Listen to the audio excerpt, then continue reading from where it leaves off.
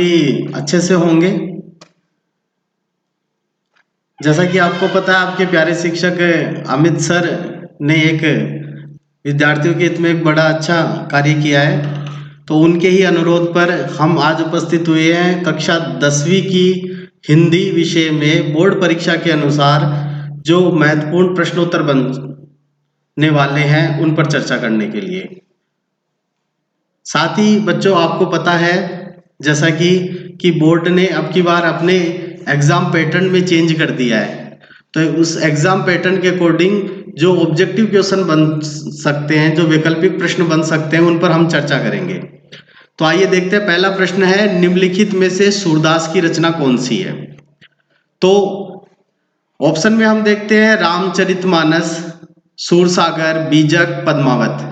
अब यहाँ हम देखते हैं जो हमारा दूसरा पार्ट है राम लक्ष्मण परशुराम संवाद, इसमें जो रामचरितमानस है, ये रामचरितमानस तुलसीदास जी की रचना है, और जो बीजक है ये कबीर की रचना है। पद्मावत के बारे में मलिक मोहम्मद जायसी की रचना है। ऐसा कोई भी प्रश्न आए तो आप चारों ऑप्शन को ध्यानपूर्वक पढ़िए और जो सबसे उपयुक्त लग रहा है उस पर क्लिक कीजिए। तो यहाँ पे सूरसागर है, सूरसागर, साहित्य लहरी, ये सूरदास जी की रचनाएं हैं, जो हमारा पहला पार्ट है सूरदास के पद में।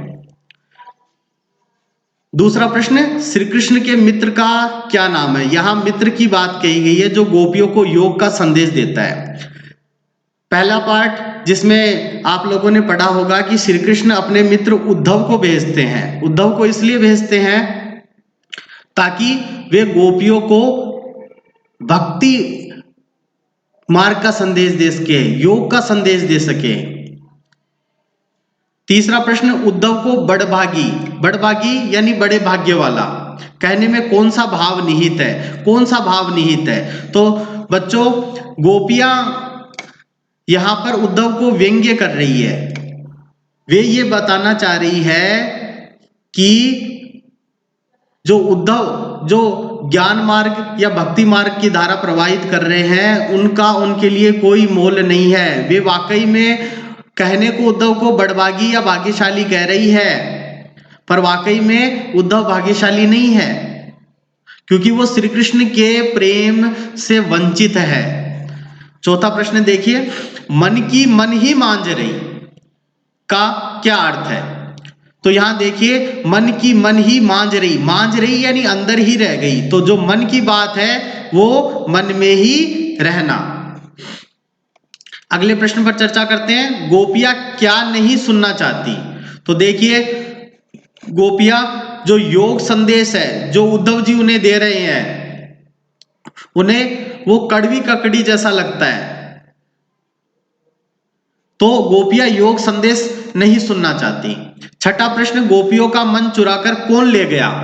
तो यहां देखिए, एक ही हुते जो गयो श्याम संग, गोपियां कहती है हमारा तो एक ही मन था जो श्री कृष्ण के साथ चला गया।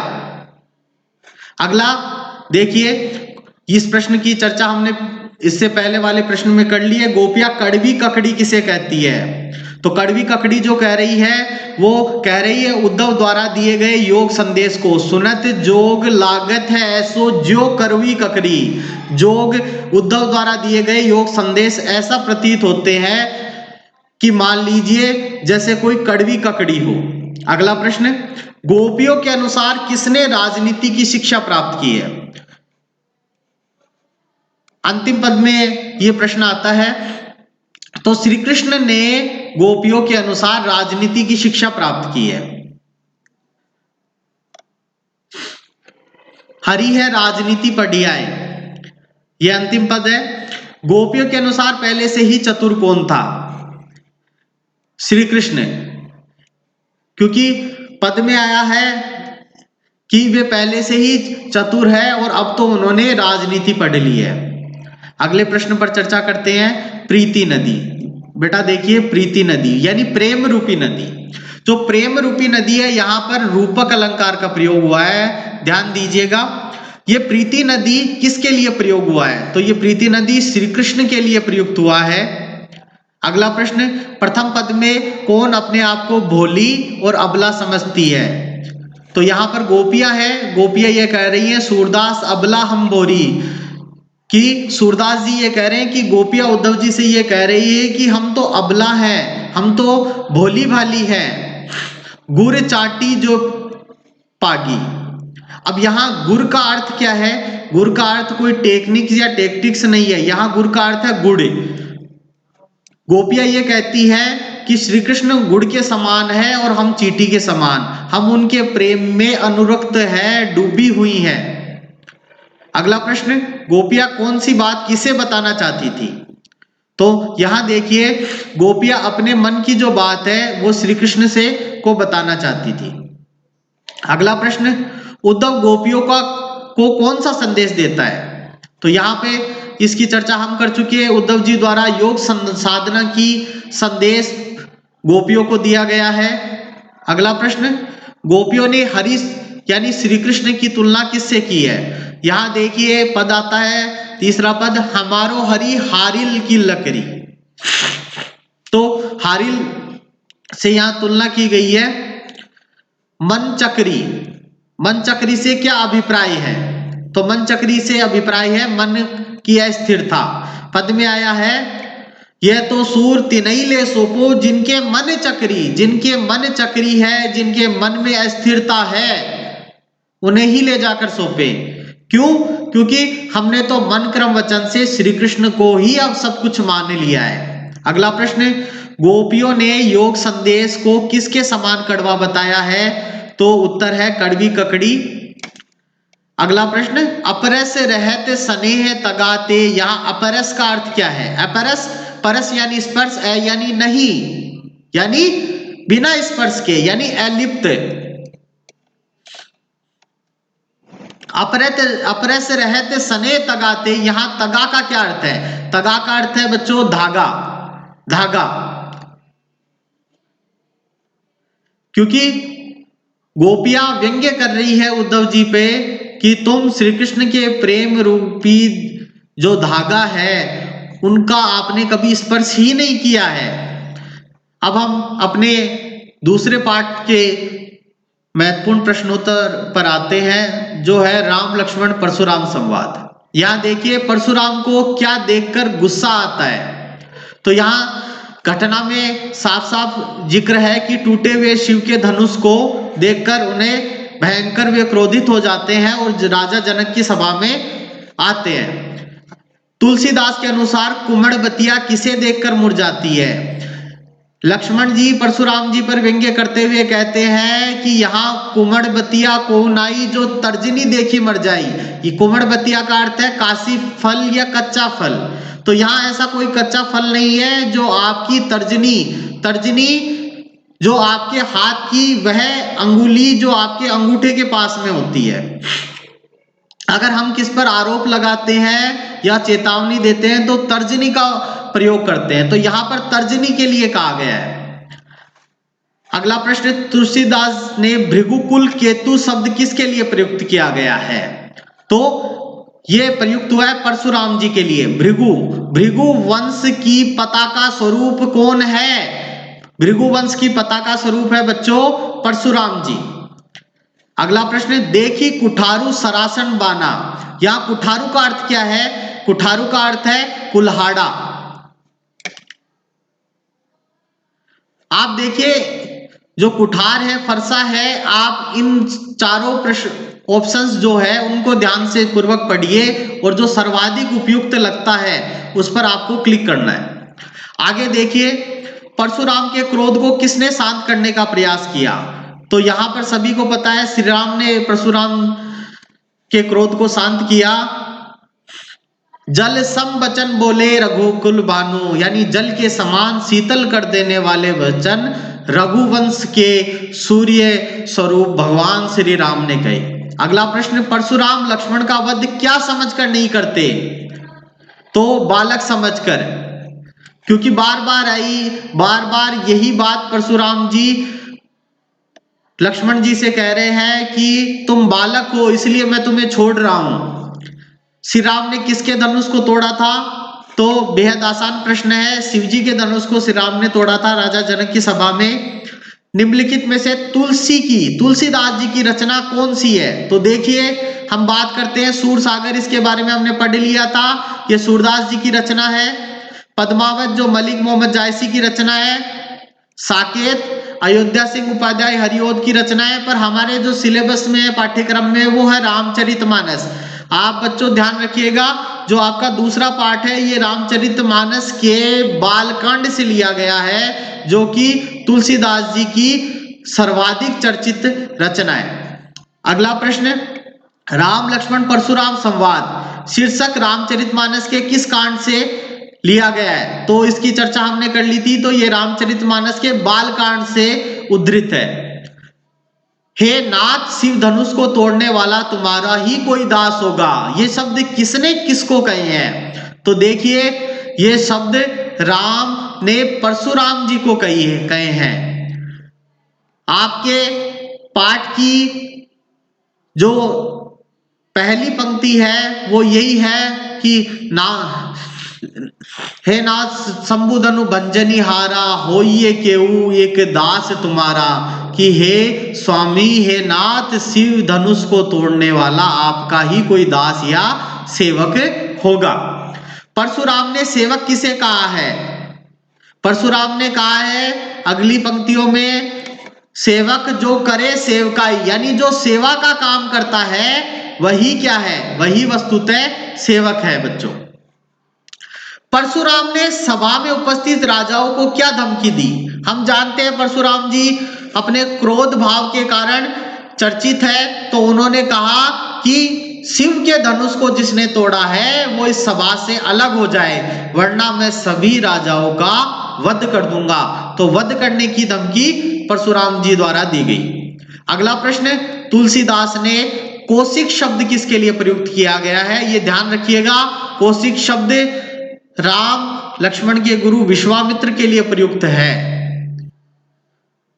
पंक्तियों में कौशिक शब्द कई बार आया है। तुलसीदास ने गादी सुनु शब्द किसके लिए प्रयुक्त किया गया है? तो ये गादी सुनु शब्द भी विश्वामित्र जी के लिए प्रयुक्त हुआ है। अगला प्रश्न देखिए, अयमय खांड ने ऊखमय, या अयमय का क्या अर्थ है? अयमय का अर्थ है बच्चों लोहे का बना हुआ। यहां लक्ष्मण जी ये कहते हैं कि हम लोहे के बने हुए हैं, हम कोई ऊख के, गन्ने के खांड नहीं है जो आपकी बातों से डर जाएंगे। अगला प्रश्न बच्चों, परशुराम ने धनुष तोड़ने वाले को किसके समान अपना शत्रु बताया है? तो परशुराम जी कहते हैं सहस बाहु समसो रिपु मोरा, यानी सहस बाहु के समान रिपु यानी शत्रु है। कौन? जिसने शिव धनुष को तोड़ा है वो सहस्त्र बाहु के समान शत्रु है। अहो मुनीसो महाभट मानी शब्द किसने कहा है? ये शब्द लक्ष्मण जी द्वारा कहे गए हैं परशुराम जी को, कि मुनि अपने आप को महाभट, भट यानी योद्धा, महान यानी महान, भट महान योद्धा मान रहे हैं। अगला प्रश्न देखिए, किसके वचन कोटि कुलिस के समान है, करोड़ों वज्र के समान किसके वचन है? तो यहां परशुराम जी को के लिए कहा गया है। लक्ष्मण जी कहते हैं कि परशुराम जी के वचन कोटि करोड़ों कुलिस, करोड़ों वज्र के समान है, कोटि कुलिस सम वचन तुम्हारा। अगला प्रश्न देखिए, गर्भन के अर्भक दलन, यहां अर्भक का क्या अर्थ है? बहुत अच्छा शब्द है बच्चों, अर्भक का अर्थ है बच्चा, भ्रूण जो होता है वो अर्थ है। अर्भक का अर्थ होता है भ्रूण। यहां सही चारों ऑप्शन में से बच्चा ऑप्शन सबसे सही है। परशुराम ने सूर्य वंश का कलंक किसे कहा है? तो भानुवंश कलंक कहा गया है लक्ष्मण को। परशुराम जी ने सूर्य वंश का कलंक लक्ष्मण जी को कहा है। अगला प्रश्न देखिए बच्चों, परशुराम ने विश्वामित्र को क्या चेतावनी दी थी? तो यहां देखिए, उसकी शक्ति लक्ष्मण को बता दे, ये चेतावनी परशुराम जी द्वारा विश्वामित्र को दी गई थी। परशुराम जी कहते हैं कि उनका जो स्वभाव है, जो व्यवहार है, वो लक्ष्मण को परिचित करवा दे, नहीं ये बालक बेवजह मौत के काल के वश में हो जाएगा, ये अपनी मौत को आमंत्रण कर रहा है। अगला प्रश्न देखिए, युद्ध में रिपु के सामने अपने प्रताप, अपनी बड़ाई का, अपने गौरव का बखान कौन करता है? तो कायर लोग करते हैं। लक्ष्मण ने वीर पुरुष की विशेषताएं बताई है, उसमें कहा है कायर लोग ही ऐसे हैं जो युद्ध में रिपु यानी शत्रु को देखकर, सामने देखकर अपने गौरव का बढ़ चढ़कर बखान करते हैं। जो वीर पुरुष होगा वो तो युद्ध भूमि में ही अपने शत्रु को जवाब देता है। अगला प्रश्न देखिए बच्चों, परशुराम ने राजाओं से अनेक बार भूमि जीतकर किसको दी? तो यहां पर आइए, सही उत्तर है ब्राह्मणों को। अनेक बार महिदेवन दी। तो ऐसा माना जाता है परशुराम जी ने 21 बार संपूर्ण पृथ्वी को क्षत्रिय विहीन कर दिया था और ये जो जमीन है वो ब्राह्मणों को दान कर दी थी। अगला प्रश्न, विश्वामित्र के अनुसार साधु किसके दोषों को मन में धारण नहीं करते? तो यहां देखिए बच्चों, सही उत्तर है बालकों के। तो यहां पर विश्वामित्र परशुराम जी से कहते हैं कि जो साधु लोग हैं, जो सज्जन लोग हैं, जो महात्मा संत हैं, वे बालकों के, बच्चों के अवगुणों को मन में धारण नहीं करते। अगला प्रश्न, परशुराम ने लक्ष्मण के लिए किन किन शब्दों का प्रयोग किया है? तो देखिए, कुटिल शब्द कहा है, कालवश कहा है, निज कुल यानी अपने कुल का घालक कहा है। तो ये सारे शब्द प्रयुक्त किए हैं परशुराम जी ने लक्ष्मण जी के लिए। परशुराम किसे अपना गुरु मानते हैं? तो शिव जी को उन्होंने अपना गुरु माना है। अगला प्रश्न, द्विज देवता गरही के बाड़े, द्विज कहते हैं ब्राह्मण को। यहां द्विज शब्द का प्रयोग ब्राह्मण के लिए हुआ है। द्वि का अर्थ होता है दो और जय का अर्थ होता है उत्पन्न हुआ। जो 2 बार उत्पन्न हो चुका है, 2 बार जिसने जन्म लिया है, तो उसे द्विज कहा जाता है। तो द्विज पक्षी का भी पर्यायवाची है। यहां जो द्विज आया है वो ब्राह्मण के लिए आया है, क्योंकि ऐसा माना जाता है कि एक बार ब्राह्मण अपने माता की कोख से, और दूसरा जब उसका उपनयन संस्कार होता है तब उसका दूसरा जन्म होता है। तो द्विज शब्द ब्राह्मण के लिए आया है। तो द्विज देवता, ब्राह्मण देवता गरही के बाड़े, गरही के सूरवीर है। तो ये शब्द लक्ष्मण ने कहे हैं। और किससे कहे हैं? परशुराम जी से ये शब्द कहे हैं। आगे देखिए बच्चों,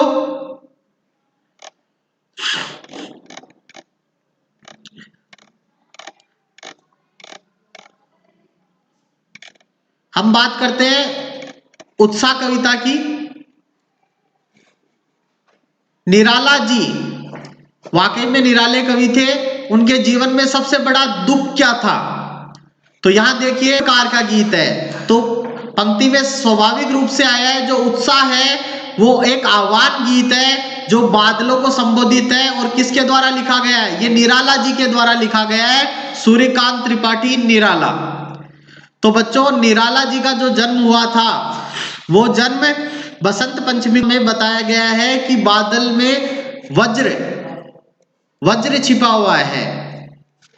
वज्र छिपा बादल में नूतन कविता फिर भर दो। यहां देखिए बच्चों, अगला प्रश्न, कवि ने बादल को किसके प्रतीक के रूप में? बच्चों, जो बादल है वो निराला का कविता लिखने के लिए प्रसिद्ध प्रतीक है। तो यहां पर बादल को वे क्रांतिकारी पुरुष के प्रतीक के रूप में चित्रित करते हैं। अगला प्रश्न बच्चों, वज्र किसके हृदय में छिपा है? तो यहां पर जो बादल है उसके हृदय में वज्र छिपा है। अगला प्रश्न, उत्साह कविता में बादल से किसको शीतल करने की बात कही गई है? उत्साह कविता में बादल से विकल जन, विकल का अर्थ होता है व्याकुल जन, जो व्याकुल जन है उनको शीतल करने की बात कही गई है। अगला प्रश्न जो हमारी अट नहीं रही कविता से है, अट नहीं रही कविता के कवि कौन है? तो हम देख सकते हैं बच्चों, हमारे सिलेबस में सूर्यकांत त्रिपाठी निराला की 2 कविताएं हैं, उत्साह और दूसरी अट नहीं रही कविता। अट नहीं रही है कविता में कवि ने किस मास की? ये प्रश्न महत्वपूर्ण बन रहा है बच्चों, क्योंकि कई बार ऐसे प्रश्न देते हैं, बड़े आसान प्रश्न होते हैं और एग्जामिनर यही चेक करना चाहता है कि बच्चों को उसका बेसिक पता है या नहीं है। आपने कविता के बारे में बहुत कुछ पढ़ा होगा, पर आपको अगर ये नहीं पता कि ये किस मास का है, क्योंकि बहुत सी रचनाओं में हम चिंतित हो जाते हैं कि कहीं ये बारिश की तो बात नहीं हो रही, कहीं ये आषाढ़ महीने की तो बात नहीं हो रही है, क्योंकि अधिकांश कविताएं बारिश के महीने पे है। तो यहाँ पर फागुन मास की सुंदरता की बात हो रही है, तो इस चीज का ध्यान रखना। सही उत्तर है अट नहीं रही कविता में कवि सूर्यकांत त्रिपाठी निराला ने फागुन मास की मादकता का वर्णन किया है। अगला प्रश्न, किसकी आबा अट नहीं रही है? तो आबा फागुन की अट नहीं रही है, साफ साफ एकदम क्लियर है। फागुन महीने की जो आबा है, सुंदरता है, वो अट नहीं रही है, यानी समा नहीं रही है। अगला प्रश्न है अट। अट शब्द से क्या तात्पर्य है? तो अट शब्द से तात्पर्य प्रविष्ट होना, यानी समाना, यानी फागुन की जो सुंदरता है वो समा नहीं रही है, इतनी सुंदरता है फागुन की। अगला प्रश्न है अट नहीं रही है नामक कविता में हटाने पर भी क्या नहीं हट रही है? तो यहाँ निराला जी ने कविता में लिखा है कि आंख हटाता हूं हट नहीं रही है। अगला प्रश्न, फागुन मास में कौन सी ऋतु होती है? तो हम सबको पता है बसंत ऋतु होती है। अगला प्रश्न, उत्साह कविता में कवि ने किसका आह्वान किया है? तो बादलों का आह्वान किया है, और उत्साह एक आह्वान परक कविता है। अगला प्रश्न, उत्साह कविता में किस दिशा से अनंत के घन आने की बात कही है? तो कविता में आया है आए अज्ञात दिशा से अनंत के घन, अनंत जिसका कोई अंत न हो, घन बादल। तो निराला जी कहते हैं कि ये जो बादल है वो अनंत है और ये अज्ञात दिशा से आए हैं, इनकी दिशा का पता नहीं है। अगला प्रश्न, कवि ने बादलों को किसकी कल्पना के समान बताया है? बहुत अच्छा प्रश्न है। कवि ने बाल कल्पना कैसे पाले, ये आपकी कविता में ये पंक्ति आती है, यानी बाल कल्पना, बच्चों की कल्पना के समान बताया है बादलों को। विश्व के निदाग के सकल जन, यहां सकल का अर्थ क्या है? सकल का अर्थ है सब, सभी लोग। विश्व के निदाग, निदाग का अर्थ है गर्मी, गर्मी से जो व्याकुल है सभी, सकल का अर्थ सभी जन, सभी जन जो विश्व की गर्मी से व्याकुल है उनको शीतल करने के लिए कवि निराला बादल का आह्वान कर रहे हैं। अगला प्रश्न, विश्व के जन क्यों व्याकुल एवं परेशान है? तो भयंकर गर्मी के कारण वे परेशान है। कवि ने बादलों के हृदय में कैसी छवि बताई है? तो कविता में पंक्ति आती है विद्युत छवि उर्मे, तो विद्युत यानी बिजली की सी छवि, बिजली की सी चमक अपने हृदय में, अपने दिल में बसाने के लिए कहा है। अगला प्रश्न, पत्तों से लदी डाल पर कौन कौन से रंगों की छटा बिखरी है? तो कविता की पंक्ति है कहीं हरी कहीं लाल। कवि के अनुसार घर घर में क्या भर जाता है? तो यहाँ पर सर्वत्र फागुन मास की जो शोभा है, सुंदरता है, वो प्रत्येक घर में भर गई है।